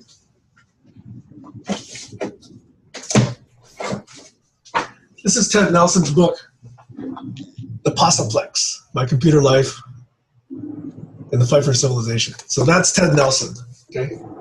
On my radar, on my shelf, definitely. So that community is fairly closely related. But thanks for bringing that up, Heiner. Yes, I could bring up a lot of other people. By the way, the people who came to Program for the Future and spoke about Doug was a phenomenal list. Alan Kay was there. Steve Wozniak was there. I probably shouldn't go down the list of names because I'm sure I'm going to forget some people, but really big people were at this event. So I was honored that they came and talked about Doug. Could you say just a couple of words about what was Ted Nelson's chief ideas, which he didn't felt had been heard? It sounded great. Yeah, I kind of confess, I've heard about it 2 or 3 times. I don't completely yet understand it, okay? But he had this idea of documents as a very different structure. One of the things that was both a theme in both Doug's and Ted's ideas is, once we go to cyberspace, why is this notion of a page? What is this page idea? Page is an 8.5 by 11 construct that's, physically restricting. But in cyberspace, there's no such boundaries. Why do we still think and present things in terms of pages? So Xanadu has these very long scrolling documents where, some documents are just what he calls transcluded in other documents, like included in place. The rough form of that in HTML is iframes, but that's a poor man's approximation of what Ted Nelson calls transclusion. I think he had a very rich idea of what links ought to be. But again, I don't understand it as well as some others. I have mostly been a disciple of Doug's and not quite yet a disciple of Ted's. Well, Ted was somehow my boss when we were with. He was somehow my boss when he later moved on to Apollo Domain, doing multi-access distributed networks, much before Sun taking all the work from Xerox. No, I think what he did was really going into the multimedia approach and this zigzag and Xanadu space and whatever he called it. He was crazy like us. and he was really a little bit older than us, so he had some advantages. But he understood that Doug Engelbart was on a very interesting track. Yeah.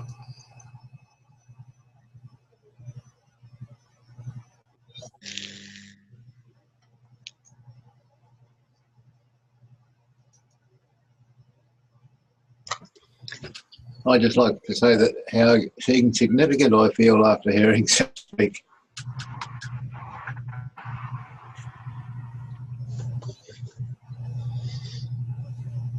So I just want to say that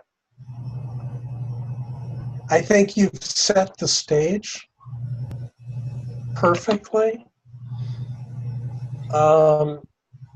for round 2, round 3, however many rounds we have ahead of us. But it's not a discretionary thing as far as I'm concerned about you getting what you sort of keep invoking as getting into details. This isn't like if anybody wants to get into details. This is you have a reason you're here on the earth. You have a value to bring. You have things to bring. You came bearing gifts. However you've evolved and derived them, which is what today was about in terms of origins, right?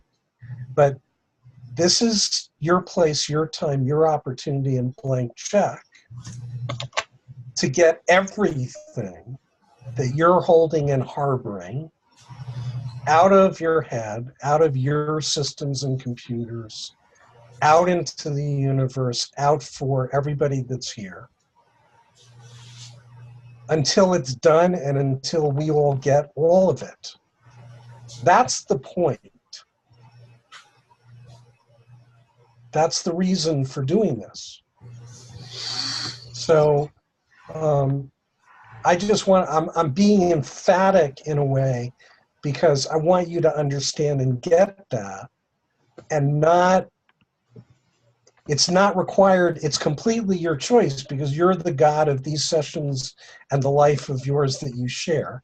But it is not required or necessary that you be at all reserved, qualified, constrained, or bound by ideas about what we may or may not really want to slog through or hear or know or any of that. Because the truth is that's all a load of crap. All of us are here with 100% undivided attention for you to get what you're here for and to know it and to know all of it as best and as well as we can do that, so that at least as it relates to what you're bringing, everybody's on the same playing field. Yes. Thank you, Lord. I really appreciate it. Yes. So I love this as a setting the stage, and I very much look forward to where you take us next. And I want to say something else. Okay, thank you, Doug. I really do. I want to say something else to you about this. What you're sharing here and where you pick up with next Saturday has nothing to do with Doug Engelbart. It's why Sam Hahn was put on the planet, and it's what Sam Hahn is bringing to the party in service to saving our planet.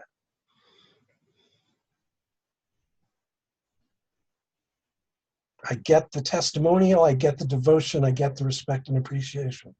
There are a whole bunch of people that were teachers for me, that were inspiration for me, that I love and have huge respect for. This is now about you, and everywhere you go from this point forward is what you bring. Yeah. And Yeah. I'm complete. And I'm complete.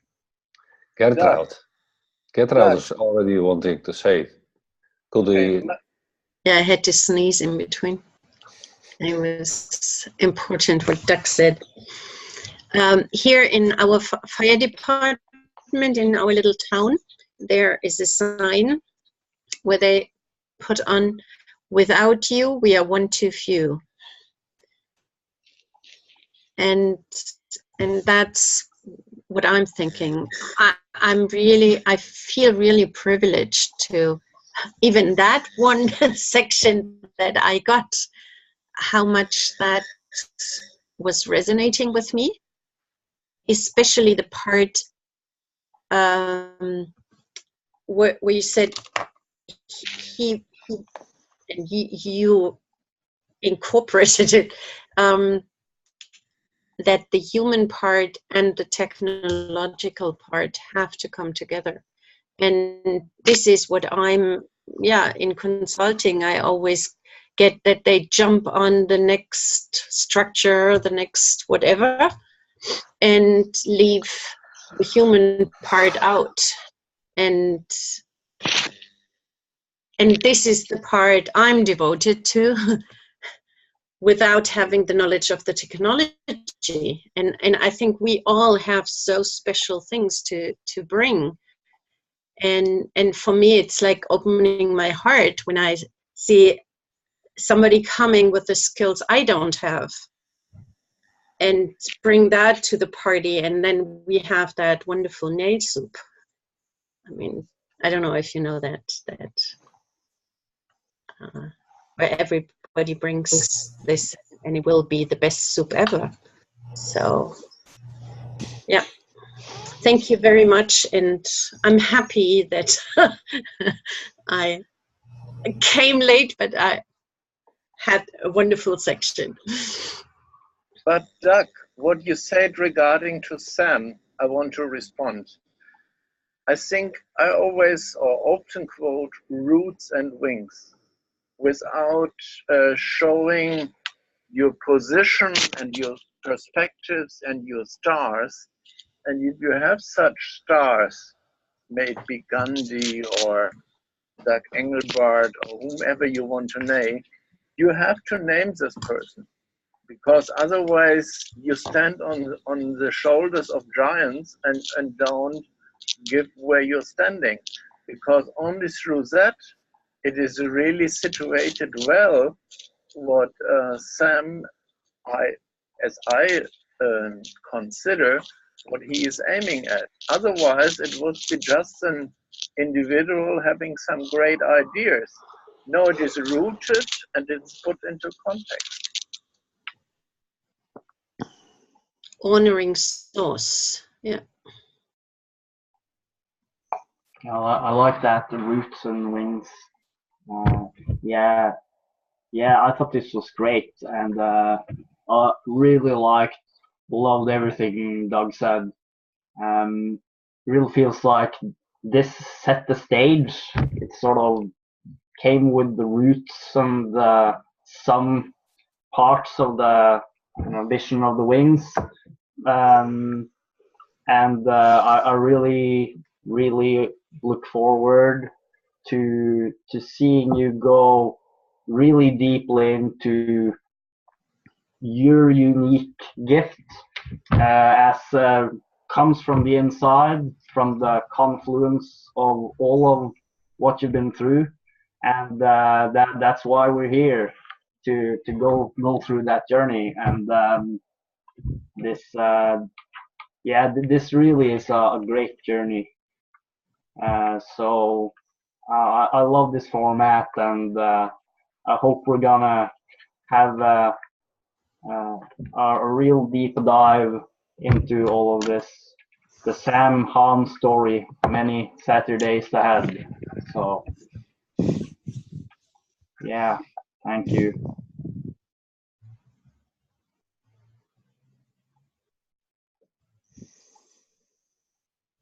Lucy.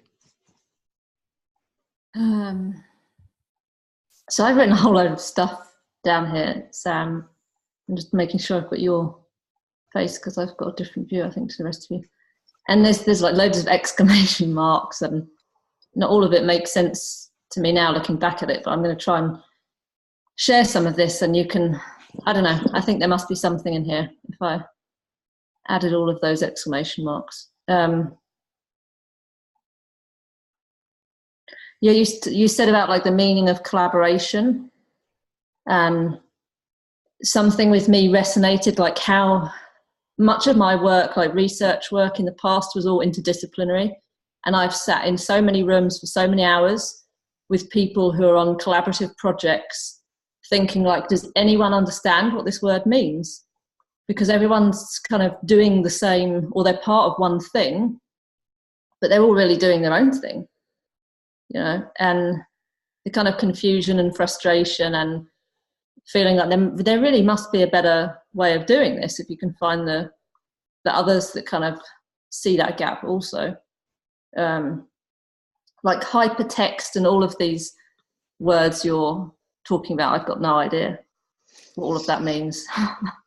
But it's really fascinating to realise, like, there's all of these other fields, and yet the motivation and like the longing to be part of something, working together to be a solution, is very much the same in all of us. Which there's something I find like really,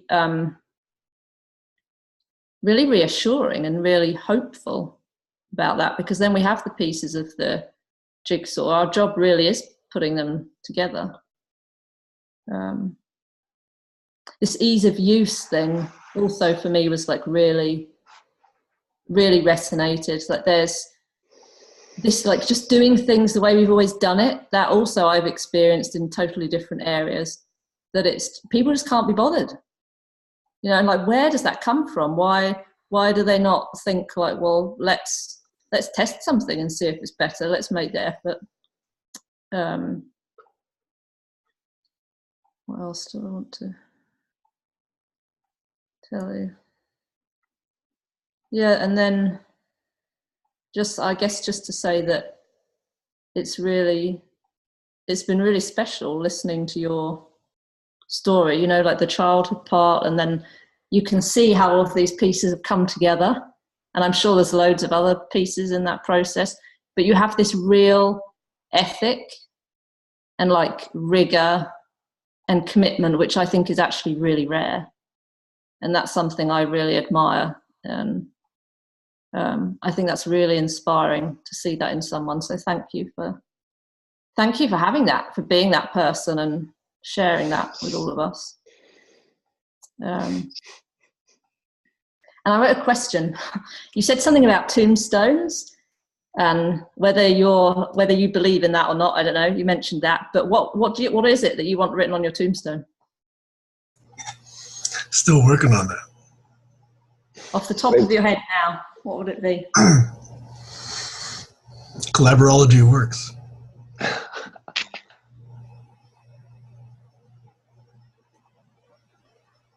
Okay. I love that.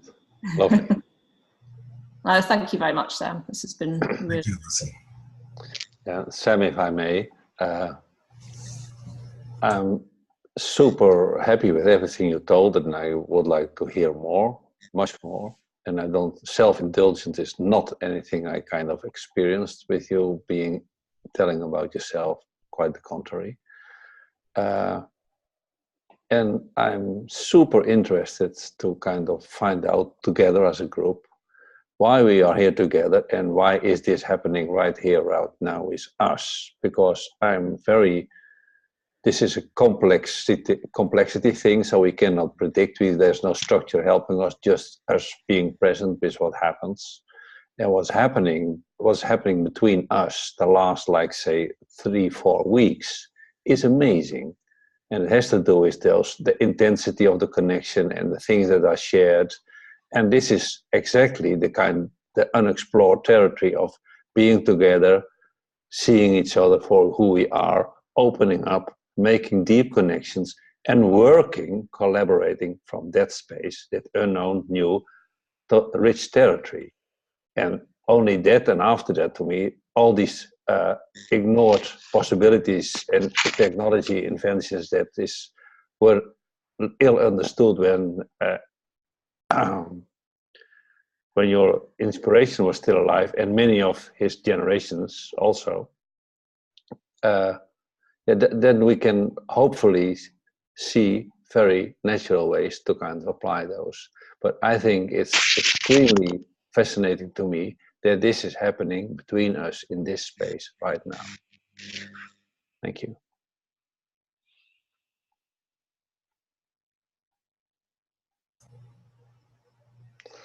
And it feels to me like we are at the natural end of the first session, unless people want to add or have comments, and otherwise I think it would be a great time to kind of wrap it up for today. Let me say that the appreciation I have for your kindness and your attentiveness and your generosity of time is not something I've ever experienced before. And I really want to thank each of you and whoever's watching this video later to have given me this chance to tell this story is special to me. So the things that I can appreciate can't be put into words. This is one of our great discoveries, I think.